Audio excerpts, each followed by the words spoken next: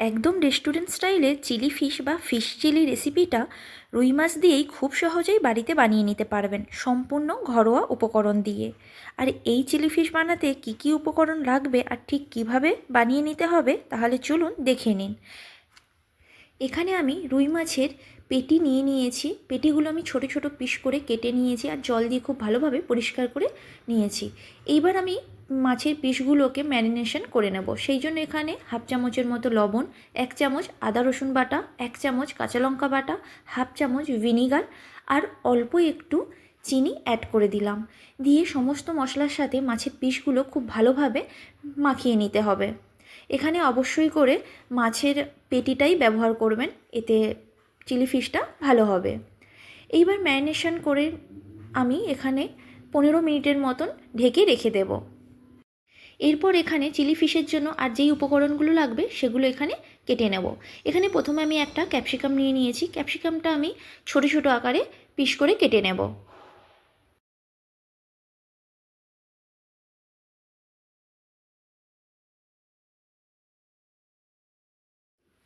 এরপর এখানে আমি পেঁয়াজটাও কেটে নেব। পেঁয়াজটা আমি এখানে ফালি করে কেটে নিয়ে এখান থেকে পেঁয়াজের এক একটা খোল বের করে নেব। আপনারাও ঠিক এইভাবেই করবেন।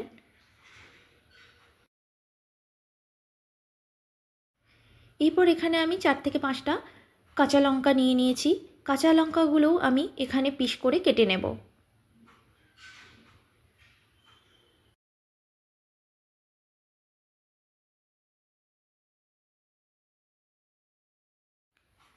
এখানে আমি 2 কোয়া রসুন নিয়ে নিয়েছি। রসুনটা আমি খুব ভালোভাবে কুচি কুচি করে কেটে নেব।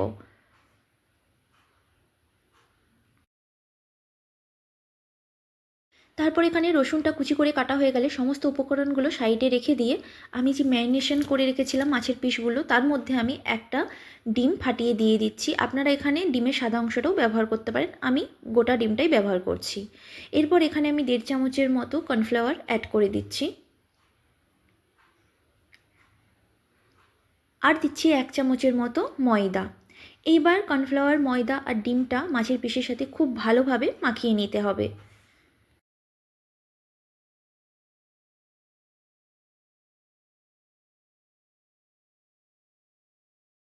এবার আমি চিলি ফিশের জন্য ফিশটা এখানে ফ্রাই করে নেব। তার জন্য এখানে গ্যাসের ফ্লেম অন করে আমি একটা ফ্রাইং প্যান বসিয়ে দিয়েছি আর তার মধ্যে দিয়ে দিচ্ছি রিফাইন্ড অয়েল। আর যখনই দেখবেন অয়েলটা হালকা গরম হয়েছে তখনই এখানে মাছের পিসগুলো অয়েলের মধ্যে এক এক করে দিয়ে দেব। অবশ্যই অয়েলটা মিডিয়াম গরম করবেন, বেশি গরম করবেন না। আর গ্যাসের ফ্লেমটা এখানে মিডিয়াম রেখেই মাছের পিসগুলো ভেজে নেবেন।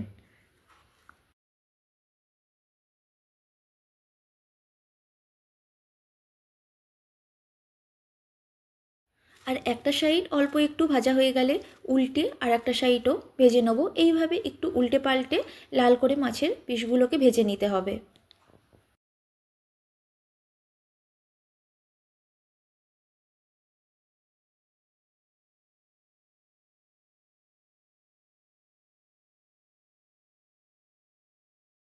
আর যখনই দেখবে এখানে মচমচে করে মাছের পিসগুলো খুব ভালোভাবে ভাজা হয়ে গেছে, তখনই সব পিসগুলোকে এবার আমি একটা ছান্তার সাহায্যে তুলে নেব।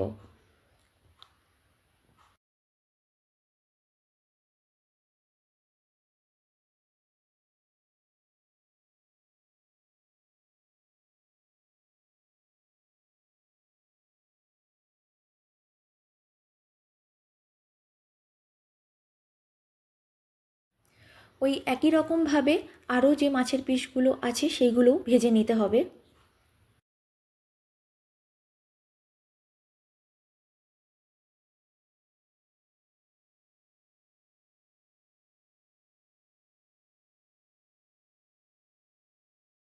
এখানে চিলি ফিশের জন্য সব মাছের পিসগুলো ভাজা হয়ে গেছে। এরপর চিলি ফিশ বানানোর জন্য এখানে আমি একটা সসের মিক্স বানিয়ে নেব। সেই জন্য এখানে আমি একটা বাউল নিয়ে নিয়েছি আর বাউলের মধ্যে দিয়ে দিচ্ছি 1 চামচের মতো গ্রিন চিলি সস।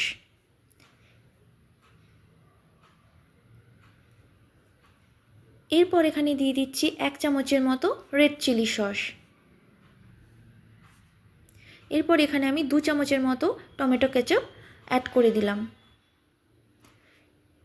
এরপর এখানে দিয়ে দিচ্ছি আমি অল্প একটু সোয়া সস। তারপর এখানে দিয়ে দিচ্ছি 1 চামচের মতো ভিনিগার। এইবার সমস্ত সসের মধ্যে অল্প একটু জল দিয়ে একটা পাতলা মিশ্রণ বানিয়ে রাখছি এখানে।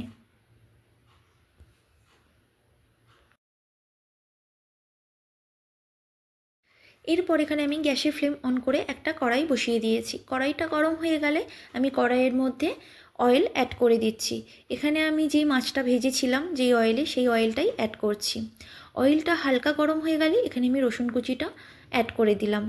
রসুনটা হালকা একটু নেড়েচেড়ে নিতে হবে। হালকা নেড়েচেড়ে নিয়ে এরপর আমি বাদবাকি উপকরণগুলো দিয়ে দিচ্ছি। কাঁচা লঙ্কা, ক্যাপসিকাম আর পেঁয়াজটাও এখানে অ্যাড করে দিলাম। এবার সমস্ত উপকরণগুলো হালকা একটু নেড়েচেড়ে নিতে হবে। খুব বেশি ভাজা বা সেদ্ধ করার প্রয়োজন নেই, জাস্ট হালকা নেড়ে নিতে হবে।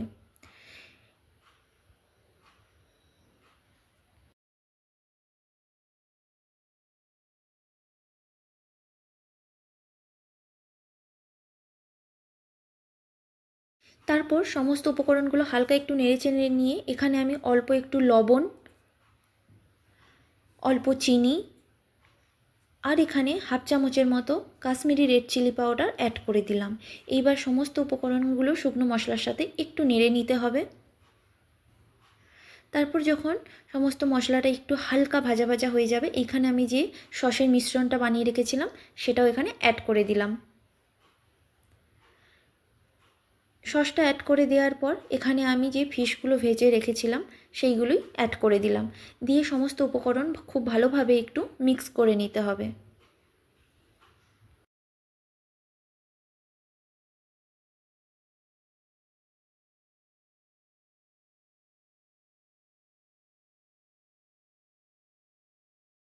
এখানে সব কিছু খুব ভালোভাবে মিশিয়ে নেওয়ার পর এখানে আমি একটা বাউলের মধ্যে হাফ চামচের মতো কর্নফ্লাওয়ার নিয়ে নিচ্ছি। আর কর্নফ্লাওয়ারের মধ্যে অল্প একটু জল দিয়ে মিশিয়ে এই মিশ্রণটি চিলি ফিশের মধ্যে অ্যাড করে দিতে হবে।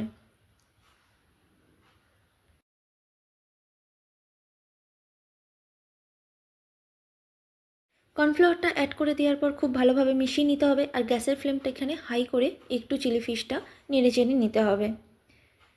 এরপর আমি এখানে একটু স্প্রিং অনিয়ন অ্যাড করে দিচ্ছি।